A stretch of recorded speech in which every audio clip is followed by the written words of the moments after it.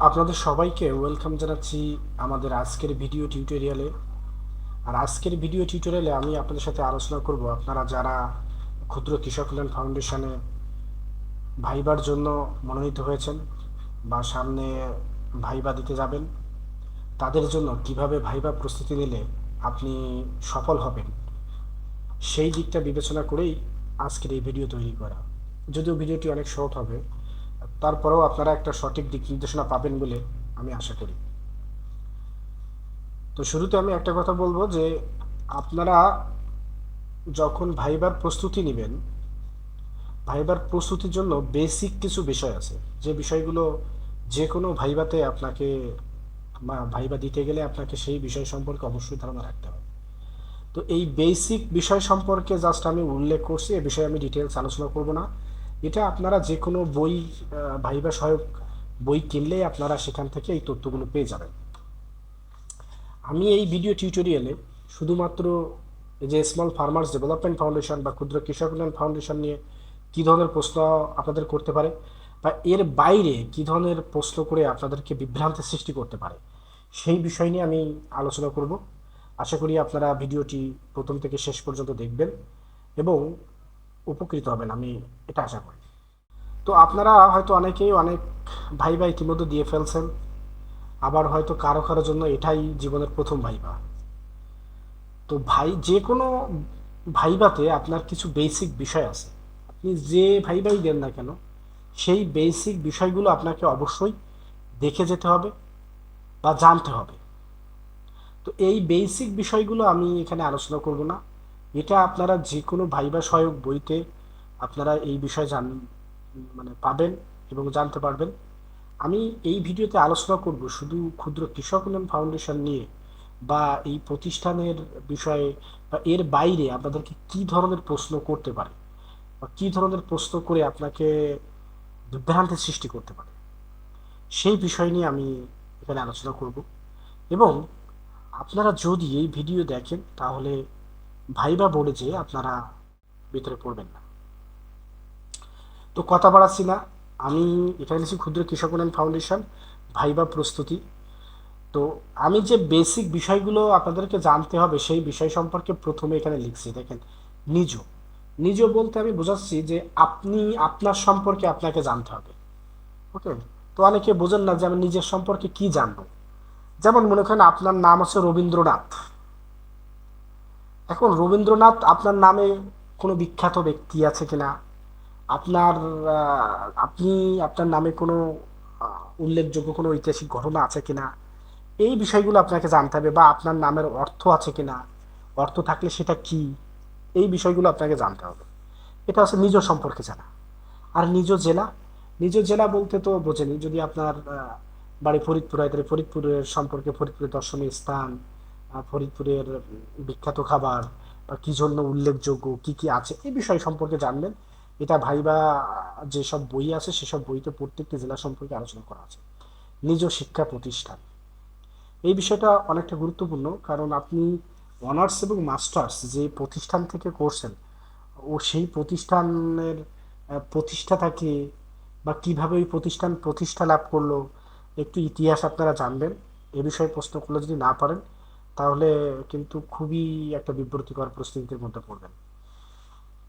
এবার হচ্ছে মুক্তিযোদ্ধা। বরাবরই সব ভাইভাতে মুক্তিযুদ্ধ আপনাকে জানতে হবে, মুক্তিযুদ্ধ সম্পর্কে ধারণা নিয়ে যাবেন, বঙ্গবন্ধু সম্পর্কে অবশ্যই ধারণা নিয়ে যাবেন।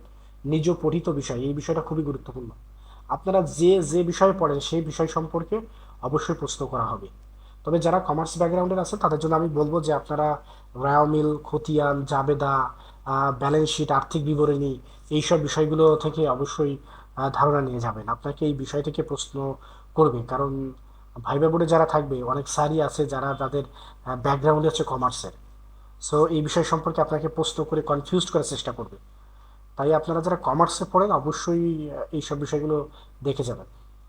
আর সাম্প্রতিক আলোচিত বিষয় সম্পর্কে স্পেশাল রাখতে হবে। দেখা যাচ্ছে সাম্প্রতিক কোনো টপিক যেটা অনেক বেশি আলোচিত, অনেক গুরুত্বপূর্ণ, সে বিষয় সম্পর্কে একটু ধারণা নিয়ে যাবেন। তবে এই যে বেসিক বিষয়গুলো বললাম, এর ভিতরে সবচেয়ে বেশি গুরুত্বপূর্ণ হচ্ছে নিজ শিক্ষা প্রতিষ্ঠান এবং নিজ পঠিত বিষয়। এই দুটো বিষয় সম্পর্কে প্রশ্ন প্রায় করে। আচ্ছা, এখন আমরা আমি বলছি যে এই ভিডিওতে আমি ক্ষুদ্র কৃষক উন্নয়ন ফাউন্ডেশন নিয়ে কিছু গুরুত্বপূর্ণ প্রশ্নের আলোকপাত করবো, যে বিষয়গুলো নিয়ে আপনাদের ভাই ভাই প্রশ্ন হতে পারে। যেমন আমি লিখেছি, ক্ষুদ্র কৃষক উন্নয়ন ফাউন্ডেশন কার্যক্রম শুরু হয় কখন এবং কোথায়। প্রশ্ন করতে পারে যেটা কবে থেকে শুরু হয়। তো প্রথম কার্যক্রম শুরু হয় 1975 থেকে 1976 সালে। তিনটা সদর থানা নিয়ে এটা শুরু হয়, সেটা কুমিল্লা, বগুড়া এবং ময়মনসিংহ জেলার তিনটি সদর থানায় একটা প্রকল্পের মাধ্যমে এই প্রতিষ্ঠানটা মূলত শুরু করে। আর ক্ষুদ্র কৃষক উন্নয়ন ফাউন্ডেশন লিমিটেড কোম্পানিতে রূপান্তরিত হয় কখন? 1994 সালে ক্ষুদ্র কৃষক উন্নয়ন ফাউন্ডেশন নামে একটি লিমিটেড কোম্পানিতে রূপান্তর করা হয়। ঠিক আছে, এটা এটা কোম্পানিতে রূপান্তরিত হয় কত সালে সেটা এখানে উল্লেখ করা আছে, এবং এসব বিষয়ে আপনার ওয়েবসাইটে ক্যাটাগরি করে পেয়ে যাবেন। এবার হচ্ছে ক্ষুদ্র কৃষক উন্নয়ন ফাউন্ডেশনের রূপকল্প কি বা ভিশন কি। ভিশন এবং অভিলক্ষ্য বা মিশন, এই দুটো বিষয় খুবই গুরুত্বপূর্ণ। তাহলে ভিশন কি? ভিশন হচ্ছে পল্লী উন্নয়নে বসবাসরত ভূমিহীন প্রান্তিক চাষী ও ক্ষুদ্র ক্ষুদ্র কৃষক পরিবারের আর্থসামাজিক অবস্থার উন্নয়ন ও দারিদ্র্য হ্রাস করা। তাহলে ক্ষুদ্র কৃষক উন্নয়ন ফাউন্ডেশনের রূপকল্পটা কি? সেটা হচ্ছে পল্লী অঞ্চলে বসবাস ভূমিহীন বা প্রান্তিক চাষী, ভূমিহীন যাদের ভূমি নেই, এবং প্রান্তিক চাষী বা ক্ষুদ্র পরিবারের আর্থসামাজিক অবস্থার উন্নয়ন ও দারিদ্র্য হ্রাস করে। তার মানে কি করে? আর্থসামাজিক অবস্থা তাদের উন্নয়ন করে বা জীবনযাত্রার মান উন্নয়ন করে এবং দারিদ্র্য হ্রাস করবে।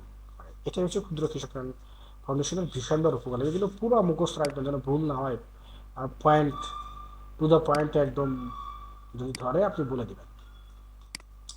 এবার হচ্ছে ক্ষুদ্র কৃষক ফাউন্ডেশনের অভিলক্ষ্য বা মিশন কি। অভিলক্ষ্যটা খুবই গুরুত্বপূর্ণ এবং আপনাদের প্রশ্ন করতে পারে, এখান থেকে প্রশ্ন হবে যে আপনি যে পোস্টে আবেদন করছেন এই পোস্টের কাজ কি আপনি জানেন। এই অভিলক্ষের ভিতরে আপনার যে কাজ তা সবই দেওয়া আছে এখানে। যেমন এখানে আছে পল্লী উন্নয়নে বসবাসরত ভূমিহীন প্রান্তিক চাষী ও ক্ষুদ্র কৃষক পরিবারের সদস্যকে কেন্দ্রভুক্ত করে জামানতবিহীন ক্ষুদ্র ঋণ ও ক্ষুদ্র উদ্যোক্তা ঋণ ও প্রশিক্ষণ প্রদানের মাধ্যমে আর্থসামাজিক অবস্থার উন্নয়ন। তার মানে কি করছে, যে আপনার যারা কৃষক পরিবার আছে সেই সব সদস্যদের নিয়ে আপনাকে কেন্দ্রভুক্ত, মানে কি, আপনাকে কেন্দ্র তৈরি করতে হবে, মানে সমিতি তৈরি করতে হবে করে জামানতবিহীন, মানে কোনো জামানত ছাড়াই তাদেরকে ক্ষুদ্র ঋণ দেবেন আর ক্ষুদ্র উদ্যোক্তা ঋণ দেবেন। মানে দুই ধরনের ঋণ দেয়, একটা হচ্ছে ক্ষুদ্র ঋণ মানে ছোট লোন, যেটা সমিতি আকারে দেওয়া হয়, আর ক্ষুদ্র উদ্যোক্তা লোন মানে যেটা বড় লোন, যেটা 1 লাখ থেকে শুরু হয়।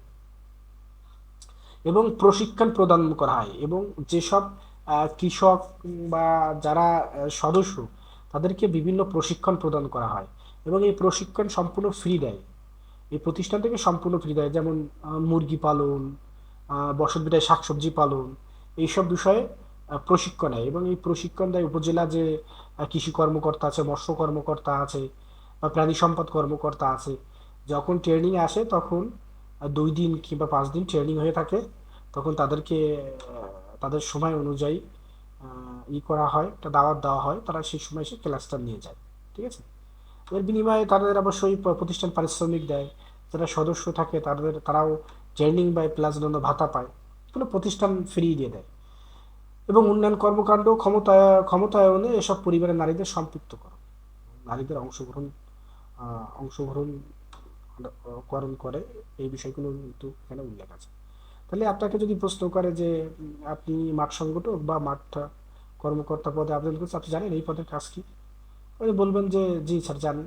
সেটা হচ্ছে সদস্যদের কেন্দ্র, ক্ষুদ্র কৃষক পরিবার বা প্রান্তিক চাষী বা ভূমিহীনদের নিয়ে কি করতে হবে, তাদেরকে কেন্দ্র, তাদের সদস্যকে একত্রিত করে কেন্দ্র তৈরি করতে হবে, এবং তাদের ভিতরে জামানতবিহীন ক্ষুদ্র ঋণ ও ক্ষুদ্র উদ্যোক্তা ঋণ দিতে হবে, প্রশিক্ষণ প্রদান করতে হবে, এবং এই অর্থ আবার কি করতে হবে, কালেকশন করতে হবে, সংগ্রহ করতে হবে। এটা হচ্ছে কাজ।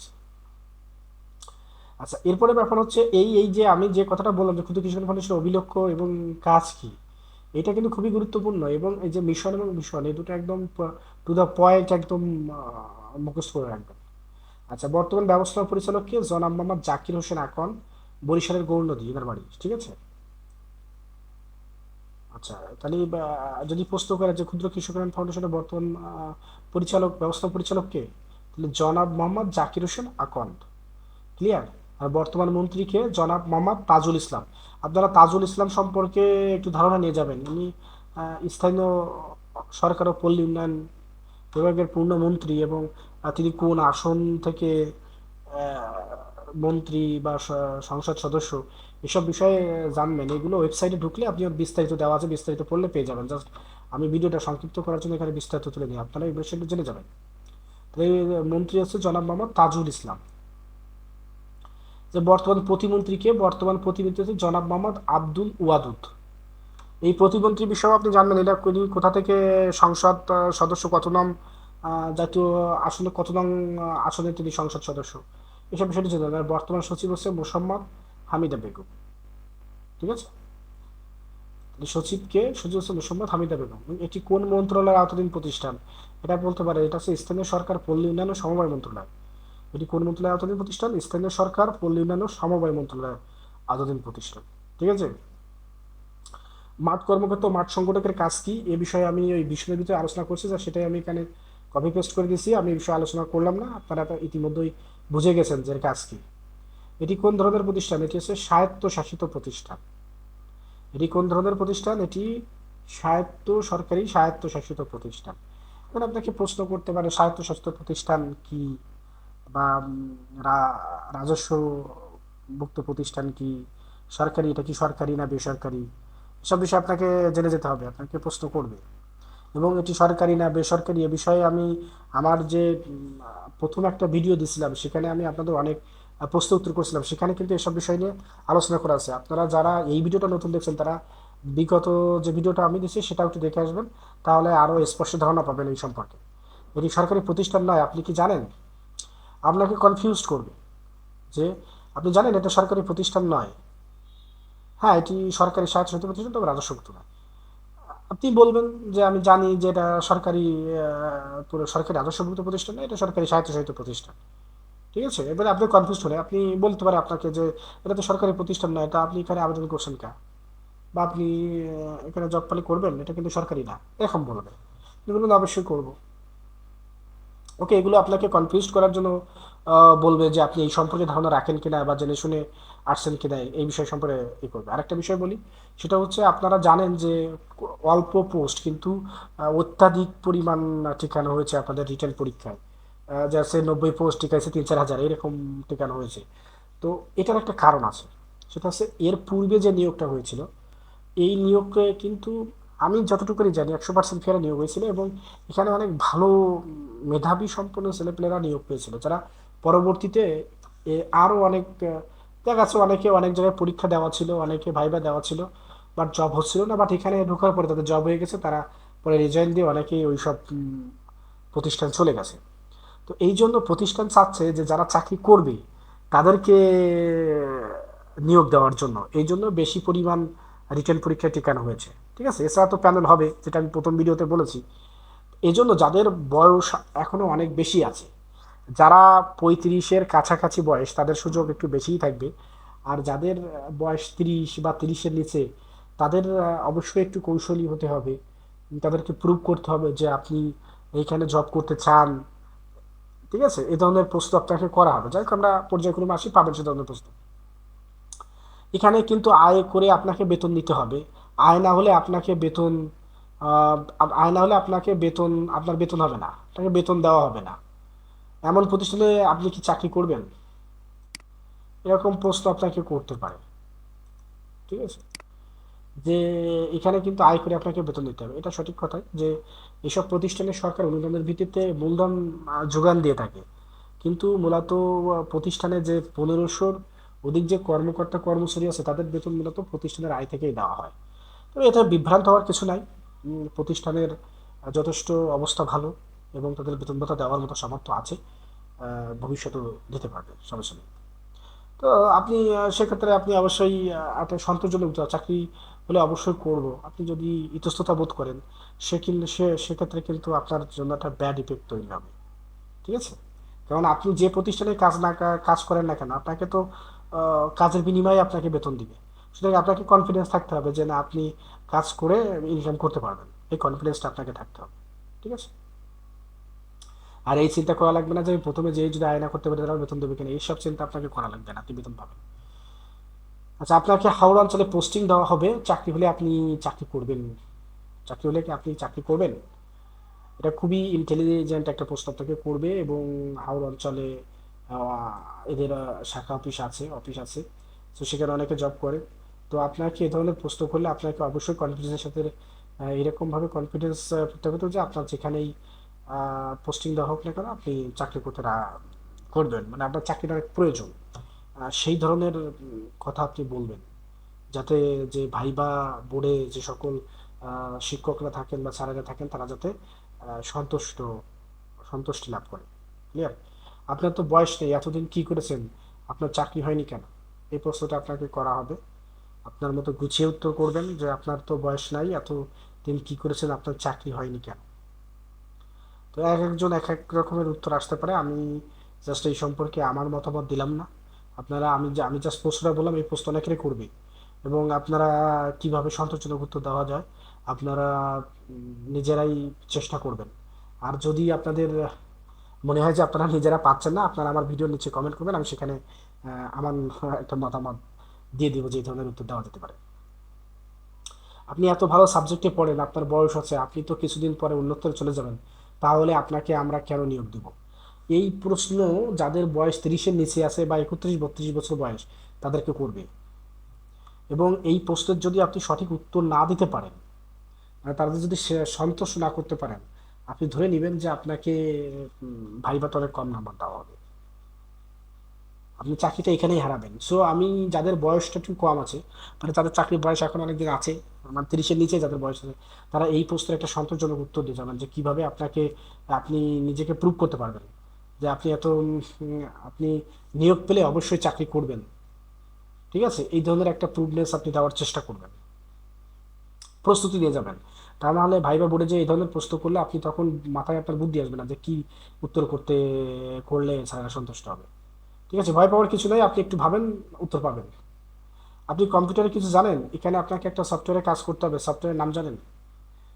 প্রথমত বলি যে এখানে কম্পিউটারে কিছু কাজ আছে, যেমন আপনাকে এই যে টাকা বা এই যে লোন যা বা এই যে ঋণ দেওয়া হবে, সংগ্রহ কালেকশন করা হবে, সবগুলো আপনাকে পোস্টিং দিতে হবে কম্পিউটারে। এবং পোস্টিং দিতে হবে, ভাউচার করতে হবে, এগুলো কঠিন কোনো কিছু না। আপনার উপজেলার ব্যবস্থাপক আপনাকে শিখিয়ে দেবে, এবং আপনারা যারা চূড়ান্তভাবে নির্বাচিত হবে হেড অফিসে তাদের প্রশিক্ষণ দেওয়া হবে, 5 দিনের মতো প্রশিক্ষণ দিবে, সেখানে একটা ভাতা দিবে, আপনাদের কিছু ইনস্ট্রুমেন্টও দিবে, ব্যাকটেক দিবে সেখান থেকে। ঠিক আছে, তো সেখানেও আপনাদেরকে শেখানো হবে। আর না শিখতে পারলেও এখানে সমস্যা নেই, আপনি ব্রাঞ্চে গেলে আপনি কিছুদিন কাজ করলে আস্তে আস্তে শিখে যাবেন। তো যে সফটওয়্যারে মূলত কাজ করায় সেটা হচ্ছে মাইক্রোফিন 360, 360, মাইক্রোফিন 360। এই যে সফটওয়্যার আছে, এই সফটওয়্যারে মূলত কাজ করানো হয় বা কাজ করা হয়। সো এই বিষয় সম্পর্কে একটু জেনে গেলাম।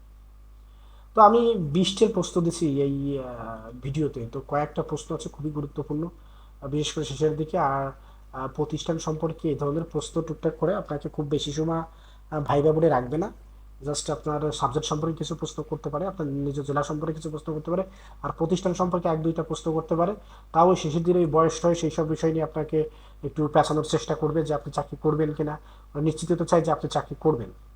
এই ধরনের কনফিডেন্ট লোকদেরকেই নিয়োগ দেওয়ার চেষ্টা করবে।